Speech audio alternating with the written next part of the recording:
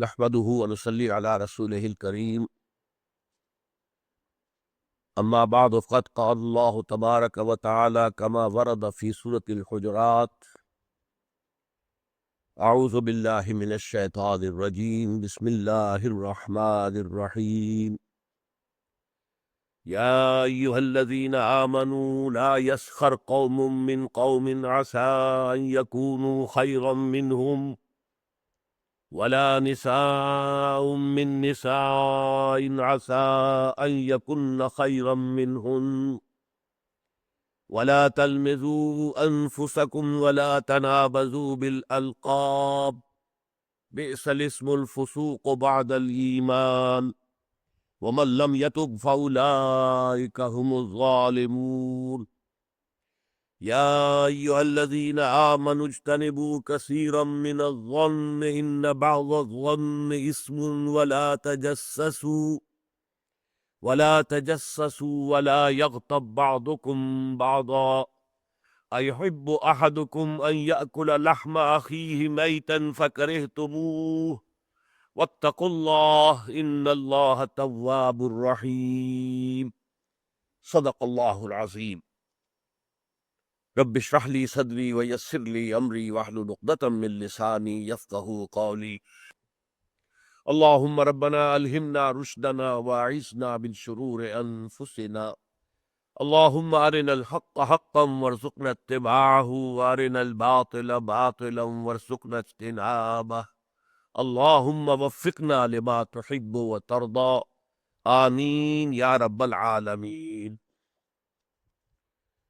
سورہ حجرات کی یہ دو آیات جو ابھی میں نے تلاوت کی ہیں، آیت نمبر 11 اور 12، الفاظ کے اعتبار سے بہت آسان ہے۔ جو الفاظ اس میں استعمال ہوئے ہیں وہ اکثر و بیشتر ہماری اردو بول چال میں بھی استعمال ہوتے ہیں، اس اعتبار سے اس میں کوئی چیز زیادہ وضاحت طلب نہیں ہے، لیکن اس کا جو اصل راز ہے اس کی ان آیات کی عظمت کا، وہ در حقیقت اس پورے سورہ مبارکہ کے مرکزی مضمون کے ساتھ ان آیات کا ربط ہے۔ دوبارہ ذہن میں تازہ کر لیجئے کہ یہ سورہ مبارکہ مسلمانوں کی حیات اجتماعی یا حیات ملی یا ریاستی اور سیاست کی سطح پر جو زندگی ہے اس کے اہم اصولوں سے بحث کرتی ہے۔ اس میں دو اہم اصول ابتدا میں آئے کہ قانونی اور دستوری بنیاد کتاب و سنت کی بالادستی، یا ایھا الذین آمنوا لا تقدموا بین یدی اللہ ورسولہ، یہ دائرہ ہے اللہ اور اس کے رسول کے احکام کا، اس کے اندر اندر رہو، اس سے تجاوز نہ کرو۔ جس کے لیے میں نے آپ کو بتایا کہ ہمارے دستور میں اس کا یوں سمجھیے کہ ترجمہ تو نئی ترجمانی موجود ہے دفعہ 227 کی شکل میں، no legislation will be done repugnant to the Quran and the Sunnah, یہ بالکل اس کا مفہوم ہے۔ دوسرا مضمون، دوسرا ستون جو ہے حیات ملی کا، وہ ہے حضور کی مرکزی شخصیت۔ جتنی حضور کے ساتھ وابستگی ہوگی، جتنا حضور سے قرب ہوگا، اتنے ہی سب لوگ بھی آپس سے قریب تر ہو جائیں گے۔ ظاہر بات ہے ایک مرکز کے اندر، ایک دائرے کے اندر جو مرکز ہوتا ہے، جب آپ مرکز کی طرف بڑھتے جائیں گے اس کے سرکمفرنس سے، تو گویا کہ فاصلے کم ہوتے چلے جائیں گے۔ نقطہ جامعہ جو ہے وہ مرکزی نقطہ، اس پر جا کر سب ایک ہو جائے گی۔ اس حوالے سے ہماری ثقافت، ہماری تہذیب، ہماری حیات ملی کے اندر یکجہتی، اس کے اعتبار سے حضور کا احترام، حضور سے محبت، حضور کا ادب، حضور کی تعظیم، یہ تمام چیزیں ایک اصول کے طور پر ہیں۔ اس کے بعد اس حیات اجتماعی کو مضبوط رکھنے کے لیے 8 حکم دیے گئے، 2 بڑے اور 6 چھوٹے۔ بڑے حکم نمبر 1، کبھی بھی محض افواہوں کے اوپر کوئی اقدام نہ کیا جائے، خاص طور پر جب کہ وہ افواہ جو ہے وہ کچھ فاسق و فاجر لوگوں نے اڑا دی ہو۔ اگر تو کوئی واقعتاً ابوبکر صدیق جیسے کردار کا حامل کوئی شخص خبر لے کر آئے، اس کی تحقیق و تفتیش کی ضرورت نہیں ہے۔ عام آدمی جو فاسق اور فاجر بھی ہے، اس کی لائی ہوئی کسی خبر پر اعتماد کر کے اقدام نہ کیا جائے۔ اس سے بسا اوقات ایسی صورت پیدا ہوتی ہے، خوریزی ہو جاتی ہے، یا دشمنیاں جو ہے وہ پیدا ہو جاتی ہے مستقل، جو ختم ہونے میں پھر نہیں آتی۔ نمبر دو، اگر مسلمانوں میں کہیں جھگڑا ہو جائے، لڑائی ہو جائے، تو نپ دی ایون ان دی بٹ، فوراً صلح کرانے کی کوشش کرو. اس سے لا تعلقی کی روش درست نہیں ہے. انہیں آپ مجبور کرو کہ وہ عدل اور انصاف کے نقطے پر آ جائے. پھر اگر کوئی ایک فریق زیادتی کرتا ہے، مسلمانوں نے صلح کرا دی لیکن یہ کہ اب ایک فریق زیادتی کر رہا ہے، تو اب یہ فریق کی زیادتی دوسرے فریق کے خلاف نہیں ہے بلکہ پوری امت کے خلاف ہے. لہذا لڑو اس سے اور اس کو مجبور کرو کہ وہ صلح کی جو شرائط ہے اس کے سامنے سر تسلیم خم کرے. جب ایسا ہو جائے تو سر نو صلح کرا دو، اور ایسا نہ ہو کہ اب دوسرے فریق پر کوئی ناروا زیادتی ہو جائے. عدل و انصاف کا دامن ہاتھ سے نہ چھوڑ. پھر یہ دو آیتیں آئی ہیں، اور ان دو آیتوں میں بڑا حسن ربط ہے کہ کچھ سماجی برائیاں ہیں، وہ بظاہر ہم انہیں کوئی بہت بڑی چیز نہیں سمجھتے، لیکن ان کی بنا پر بسا اوقات دو مسلمانوں کے دلوں میں ایک دوسرے سے رنجش بیٹھ جاتی ہے، کدورت بیٹھ جاتی ہے، بغض پیدا ہو جاتا ہے. تو یہ دو مسلمانوں کے درمیان یا دو گروہوں کے درمیان اس طرح کی کیفیت کا پیدا ہو جانا بھی در حقیقت اس پوری امت کے لیے، اس کے استحکام کے لیے نقصان دہ ہے.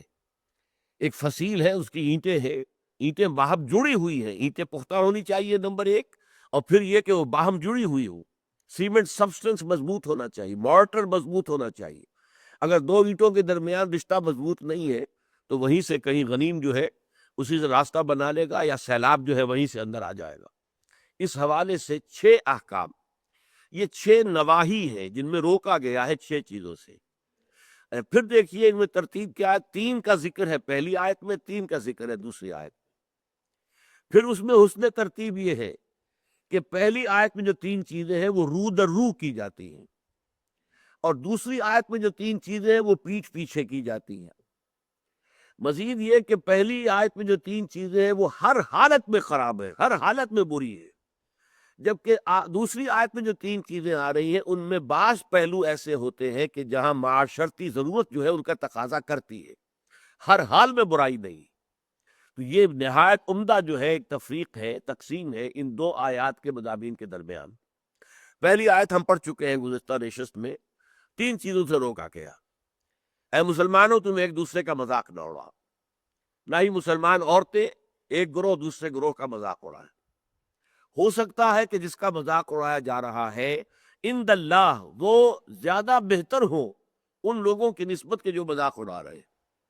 تم مذاق اڑاتے ہو کسی ظاہری شے پر، اللہ تعالیٰ تمہاری باطنی شخصیت پر نظر رکھتا ہے. شکلیں، صورتیں، رنگ یہ تو اللہ نے بنا دیے ہیں، اس میں تو کسی انسان کا کوئی قصور نہیں ہے کہ اس کی بنیاد پر اس کا مذاق اڑایا جائے. لیکن جو باطنی شخصیت ہے وہ تو انسان خود تعمیر کرتا ہے. اس میں اگر کوئی خرابی ہے تو اللہ کے ہاں وہ خراب ہے. ان اللہ لا ينظر الى صورکم ولا الى اموالکم، اللہ نہ تمہاری صورتوں کو دیکھتا ہے نہ تمہارے مالوں کو دیکھتا ہے، اموال اور دولت کو، ولکن ينظر الى قلوبکم، تمہارے دلوں کو، واعمالکم، اور تمہارے اعمال کو دیکھتا ہے. تو ہو سکتا ہے کہ جس کا مذاق اڑایا جا رہا ہے وہ اللہ کے ہاں زیادہ بلند درجہ رکھتا ہو، محبوب ہو اللہ کا، اس کی نسبت کے جو مذاق اڑا رہا ہے.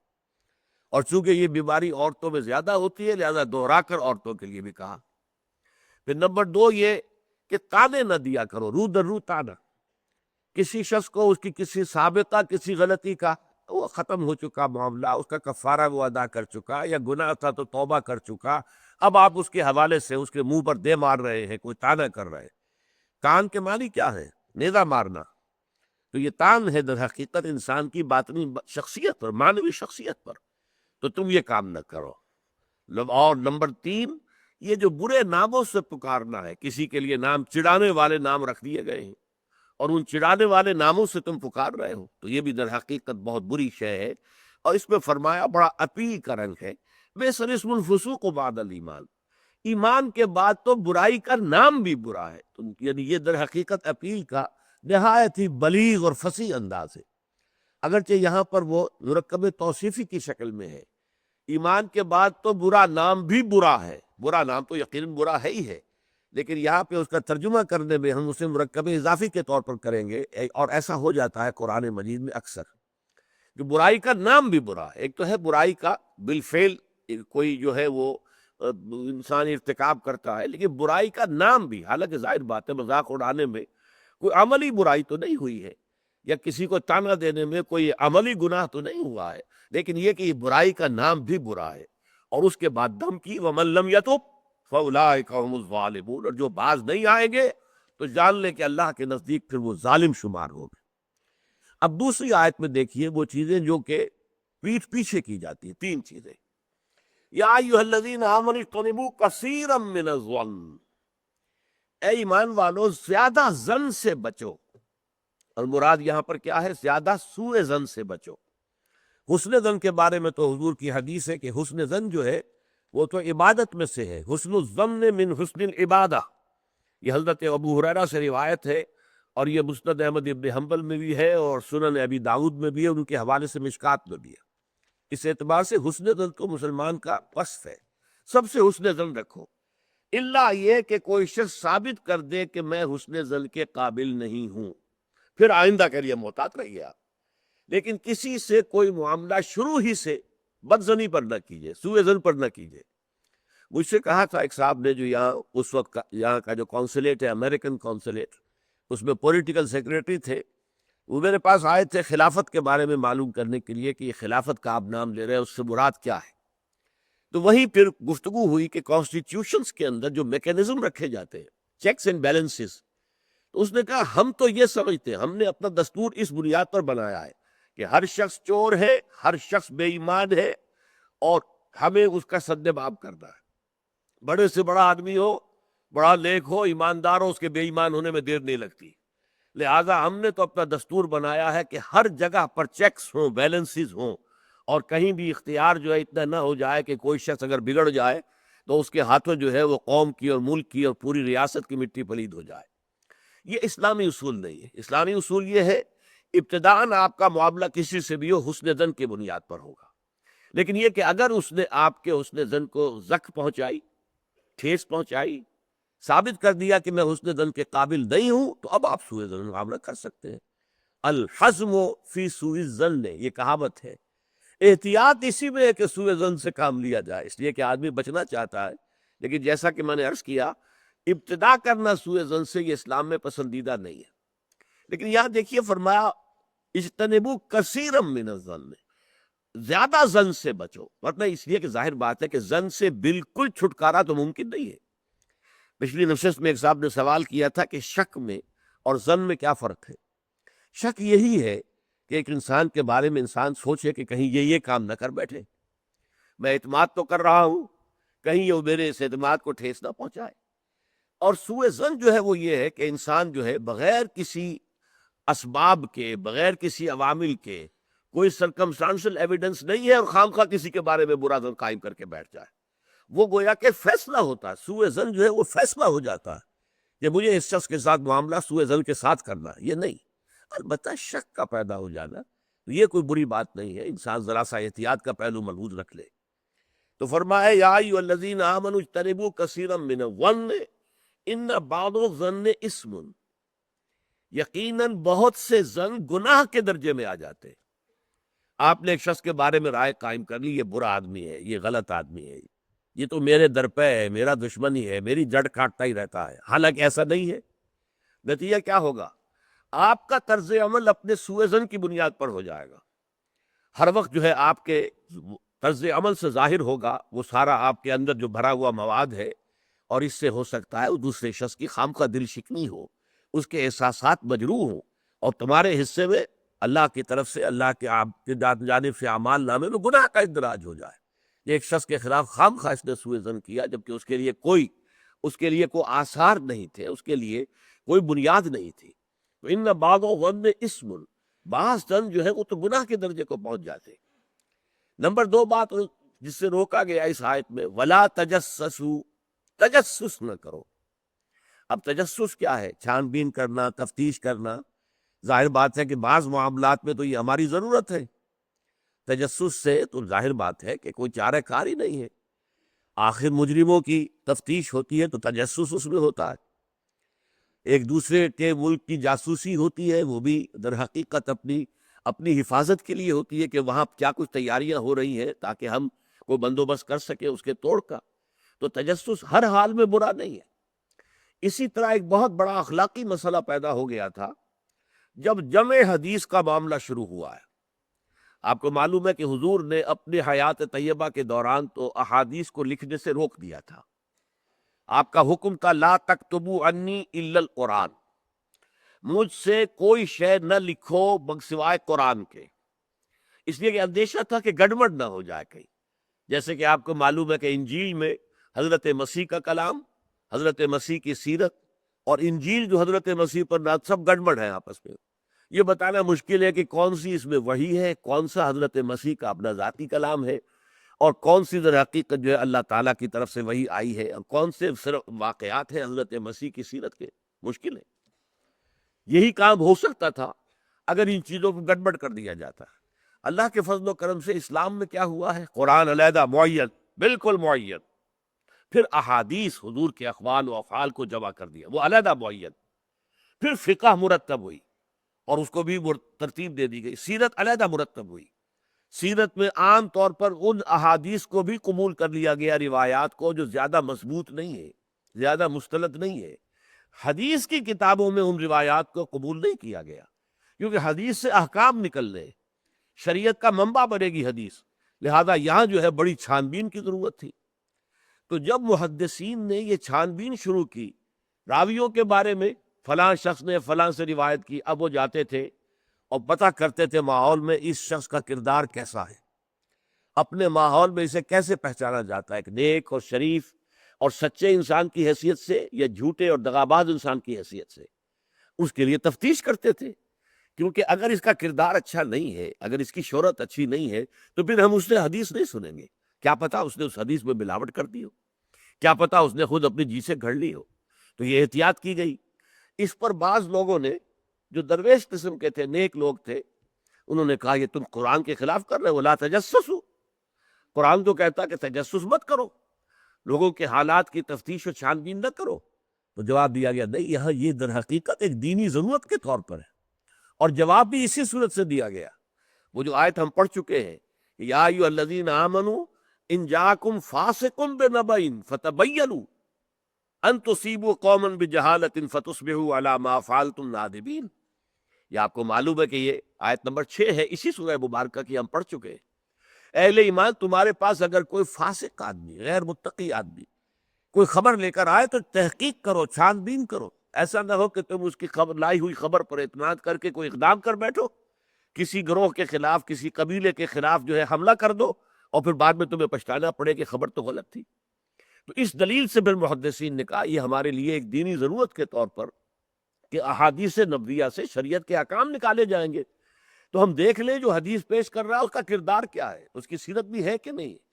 اسی لیے ایک بہت بڑا علم انسانی تاریخ میں، یہ علم سوائے محمد صلی اللہ علیہ وسلم کی ذات مبارکہ کے اور کسی شخص کے بارے میں نہیں ہوا، جسے کہتے ہیں الرجال۔ یہ علم الرجال جو ہے، کہ تمام جو صحابہ تابعین، ان کی شخصیتوں کا پورا پورا تجزیہ یہ کر دیا گیا۔ یہ سارا کام اس لیے کیا گیا ہے تاکہ معلوم ہو عن فلاں عن فلاں عن فلاں عن فلاں، اس پوری چین کے اندر کہیں کوئی شخص ایسا تو نہیں ہے کہ جو قابل اعتماد نہ ہو، تو اس کی پھر وہ حدیث صحیح نہیں قرار پائے گی، وہ مستند نہیں قرار پائے گی، اسے کہیں ضعیف احادیث میں لے آئیں گے۔ ٹھیک ہے، یہ ضعیف ہے، اور ضعیف احادیث جو ہے وہ اخلاقیات کے بیان میں استعمال ہو سکتی ہیں، لیکن ان سے کوئی شرعی حکم نہیں نکالا جا سکتا۔ شرعی حکم کا استنباط جو ہے وہ صحیح اور پختہ اور مستند احادیث سے ہو۔ تو یہ ہے تجسس کے بارے میں۔ البتہ جس چیز سے روکا گیا ہے وہ کیا ہے، بعض لوگوں کے مزاج ہوتے پرورٹڈ، جیسے آپ کو معلوم ہے کہ مکھی جو ہے وہ گندگی کی تلاش میں رہتی ہے، گندگی پر بیٹھے گی۔ کچھ لوگوں کا مزاج ایسا ہو جاتا ہے کہ وہ اس تلاش میں رہتے ہیں، ٹو میں رہتے ہیں، کہیں کوئی بری بات انہیں ملے تاکہ لے اڑیں اسے، اس کا پرچار کر دیں، اسے عام کر دیں۔ کہیں سے کسی شخص کی کسی غلط حرکت کا علم ہو گیا اور اس کو لے کے اب عام کر رہے ہیں، پھیلا رہے ہیں لوگوں کے اندر۔ یہ جو ہے تجسس اس لیے کرنا کہ آپ کے ہاتھ میں کوئی سکینڈل بنانے کا کوئی مواد آ جائے، کوئی طریقہ ایسا ہو جائے۔ تو یہ جو مکھی کی ذہنیت اور مزاج رکھنے والے لوگ ہیں، یہ ان کو روکا جا رہا، تجسس نہ کرو۔ بلکہ اب کہا گیا ہے کہ اگر تمہارے کسی بھائی کا عیب تمہارے سامنے کھل جائے تو پردہ ڈالو۔ تم اگر دنیا میں اپنے کسی بھائی کے عیب کی پردہ پوشی کرو گے تو قیامت کے دن اللہ تعالیٰ تمہارے عیوب کی پردہ پوشی کرے گا۔ اور اگر تم دنیا میں اپنے بھائیوں کی پردہ دری کرو گے تو اللہ تعالیٰ تمہیں رسوا کرے گا تمام لوگوں کے سامنے قیامت کے دن۔ تو یہ تجسس جو ہے یہ برا ہے۔ بعض لوگوں کا مزاج ہوتا ہے، یہ دو بھائی جو ہیں ان میں کبھی جھگڑا نہیں ہوا، کیا بات ہے، اب وہ اندر جا کے ٹو لے رہے ہیں، کہیں سے کوئی مسئلہ نکال لیا، اس سے بھڑکایا تاکہ لڑیں آپس میں، اور پھر یہ کہ وہ بس میں آگ لگا کے جمالو دور کھڑی تماشا دیکھ رہے ہیں کہ یہ لڑ رہے ہیں آپس میں۔ تو اس طرح کی پرورٹڈ جو ہے بس شدہ شخصیتیں ہوتی ہیں بالفعل لوگوں کے اندر، اور یہ کن میں ہوتی ہیں؟ جن کے سامنے زندگی کا کوئی اعلیٰ نصب العین ہے ہی نہیں، کوئی اونچا آدرش ہے ہی نہیں، کوئی ہائی آئیڈیل ہے ہی نہیں۔ جن کے سامنے کوئی اونچا نصب العین ہے، وہ ہائی آئیڈیل ہے، وہ آدرش ہے بہت اونچا، وہ تو اس کام میں لگے رہتے ہیں، وہ ان چھوٹی چیزوں کی ان کو اس کی طرف متوجہ ہونے کا ان کے پاس وقت نہیں ہوتا۔ لیکن جن لوگوں کی زندگی کے اندر وہ اونچائی کی طرف تو کوئی رجحان ہے ہی نہیں، تو ظاہر بات ہے وہ تو پھر زمین ہی کے اندر دیکھیں گے، کیڑے مکوڑے انہیں نظر آئیں گے، یا گندگی جو ہے وہ اس کے بارے میں جو ہے اس کو لے اڑیں گے پھر بات کو۔ اور تیسری چیز ہے وَلَا يَغْتَبْ بَعْضُكُمْ بَعْضًا، نہ ہی تم میں سے کوئی کسی دوسرے کی غیبت کرے۔ اب غیبت کیا ہے؟ کسی شخص کی غیر موجودگی میں اس کی کوئی برائی بیان کرنا، یہ غیبت ہے، یہ ہے اس کی ٹیکنیکل ڈیفینیشن۔ لیکن یہاں بھی جان لیجئے ہر غیبت غلط نہیں ہے۔ بس اوقات ایسا ہوتا ہے کہ آپ کا کوئی بھائی ہے، وہ کہیں رشتہ کرنا چاہ رہا ہے، اور وہاں کے بارے میں آپ کے پاس کوئی معلومات ہے ایسی جو اس بیچارے کے علم میں نہیں ہے، اور آپ اسے بتاتے کہ بھائی وہاں یہ معاملہ ہے، ذرا سوچ لو، تو اس میں در حقیقت غیبت نہیں ہے، بلکہ یہ اپنے اس بھائی کو کسی برائی سے بچانے کی کوشش، اس میں اس کے ساتھ نصح اور خیر خواہی کا جذبہ ہے، نہ کہ ان کو بدنام کرنے کا جذبہ۔ اگر کوئی سبب ہے ہی نہیں اور آپ بیان کر رہے ہیں تو یہ غیبت ہے۔ لیکن اگر معاملہ اس طرح کا ہے تو ظاہر بات ہے اسی طریقے سے کوئی کسی قوم کے رہنما ہے اور بڑی شخصیتیں ہیں، اب ان کے بارے میں یہ ہے کہ پبلک میں اگر آپ کو ان پر تنقید کرنی پڑے تو اس کے اندر بھی دیکھا جائے گا کہ وہاں اس کا ہونا ضروری نہیں ہے، وہ تنقید جو ہے آپ ملک اور قوم کی مصلحت میں کر رہے ہیں۔ تو گویا کہ اس طریقے سے غیبت کی ہر شکل جو ہے وہ حرام نہیں ہے۔ البتہ ایک خیال لوگوں کو بڑا غلط ہے، وہ میں ایک حدیث کے حوالے سے اس کا ازالہ کر دینا چاہتا ہوں۔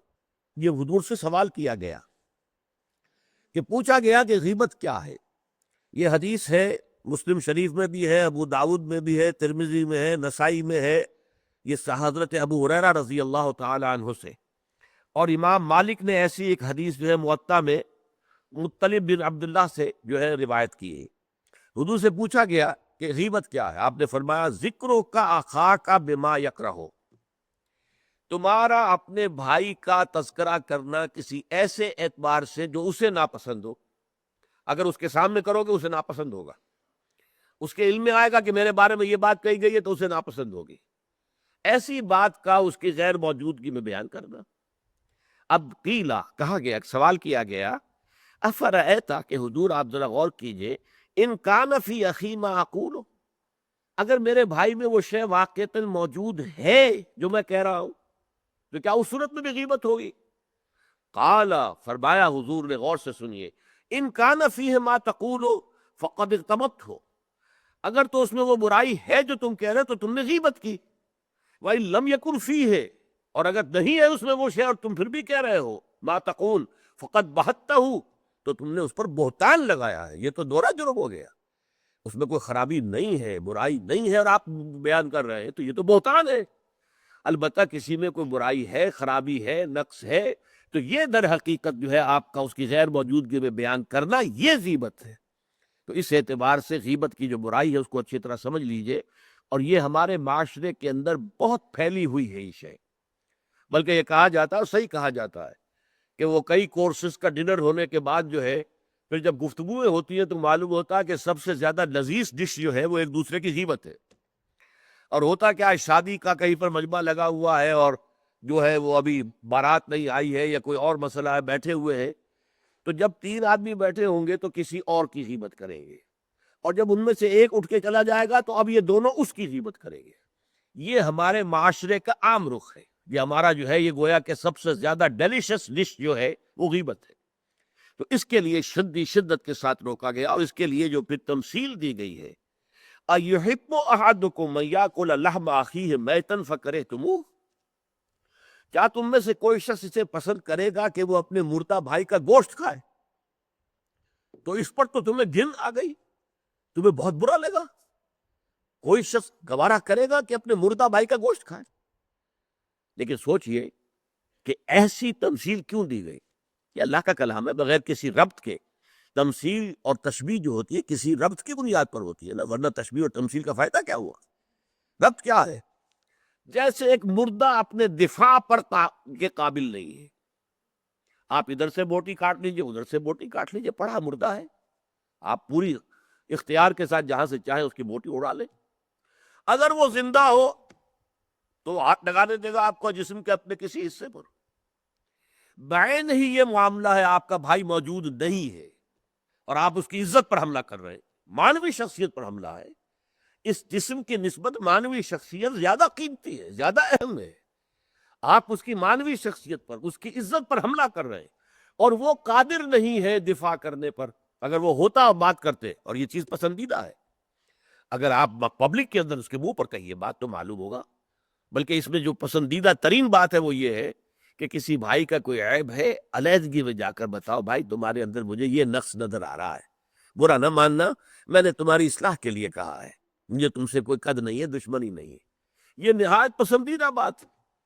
اس کو کہا گیا المسلم مرۃ المسلم، ایک مسلمان دوسرے مسلمان کے لیے آئینے کے مانند ہے۔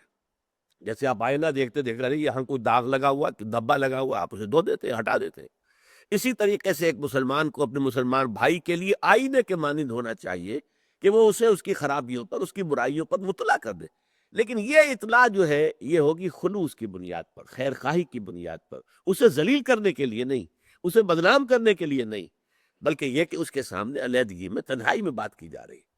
البتہ اس کی غیر موجودگی میں بات کی جائے وہ غیبت ہے، اور وہ بالکل صحیح تمثیل ہے جو قرآن نے استعمال کی ہے، صحیح ترین تمثیل ہے۔ اَيُحِبُّ أَحَدُكُمْ أَن يَأْكُلَ لَحْمَ أَخِيهِ مَيْتًا فَكَرِهْتُمُوهُ، کیا تم میں سے کوئی شخص پسند کرے گا اپنے مردہ بھائی کا گوشت کھائے؟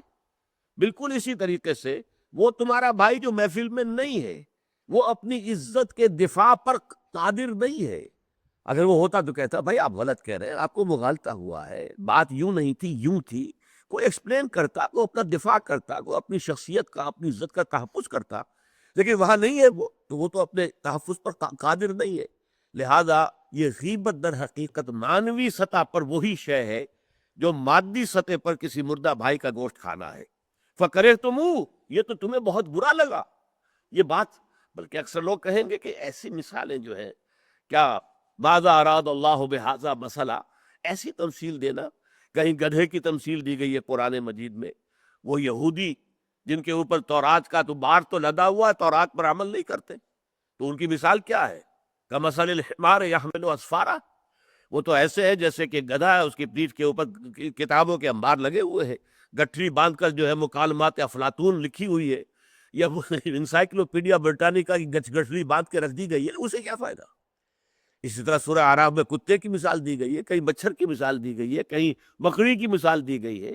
تو مثالیں جو ہوتی ہیں وہ مانوی ربط کے اعتبار سے ہوتی، یہ نہیں دیکھا جاتا کس چیز کی مثال دی جا رہی، جس چیز کے لیے مثال دی جا رہی، مشبہ لہو اور مشبہ بہی، کس چیز کے ساتھ تشبیہ دی جا رہی ہے، کس لیے دی جا رہی۔ اَيُحِبُّ أَحَدُكُمْ أَن يَأْكُلَ لَحْمَ أَخِيهِ مَيْتًا فَكَرِهْتُمُوهُ وَاتَّقُوا اللَّهَ، اللہ کا تقوی اختیار کرو۔ اس لیے کہ سارے احکام کی روح جو ہے وہ تقوی ہے۔